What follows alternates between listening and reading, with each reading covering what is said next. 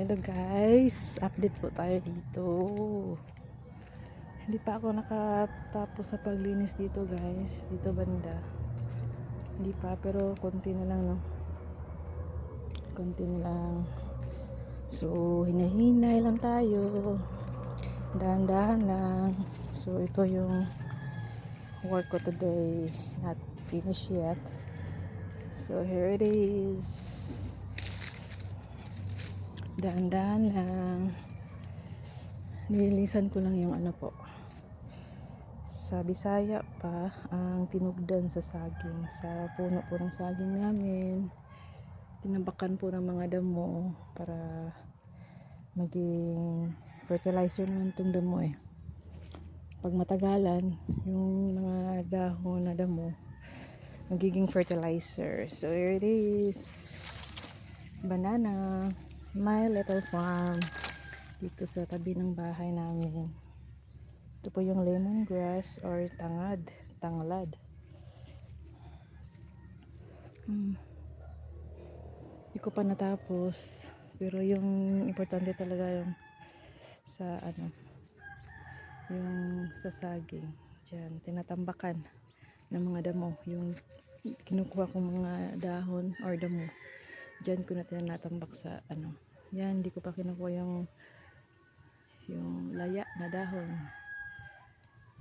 Kukunin ko pa yan para maging maganda tingnan yung saging, tsaka maging mataba. So mamaya mainit na kasi, balik ako dito, then maglilinis na naman.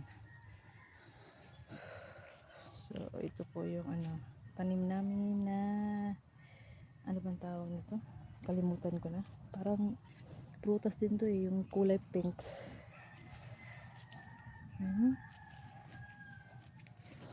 Dandahan lang sa paglinis mga langga. I know, ko din to, matatapos din.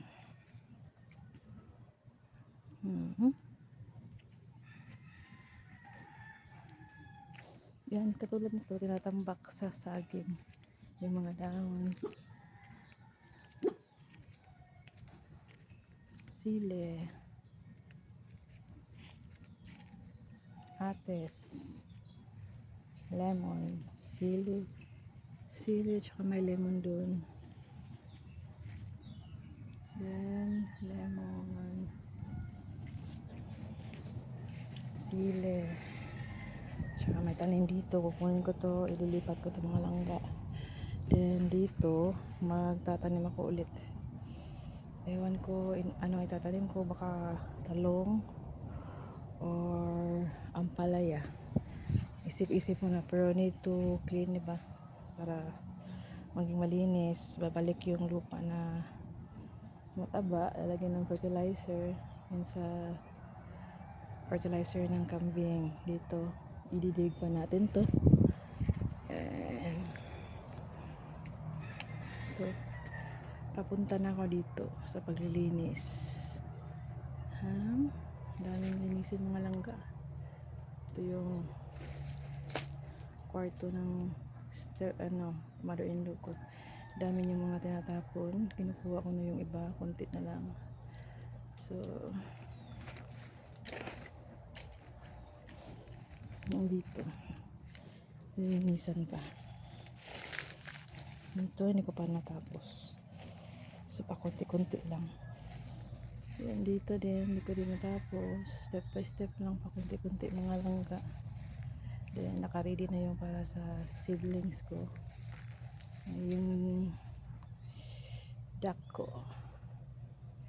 Then dito din maglilinis din ako dito. Dahan-dahan tayo. Ito yung iba. I don't know ano to sa Tagalog or English. Basta sa Cebuano, Bisaya, iba. And soon. Hinihinay lang. May papaya din ako doon. Then may kasaba or kamuting kahoy sa Bisaya. Hingi lang mga langga.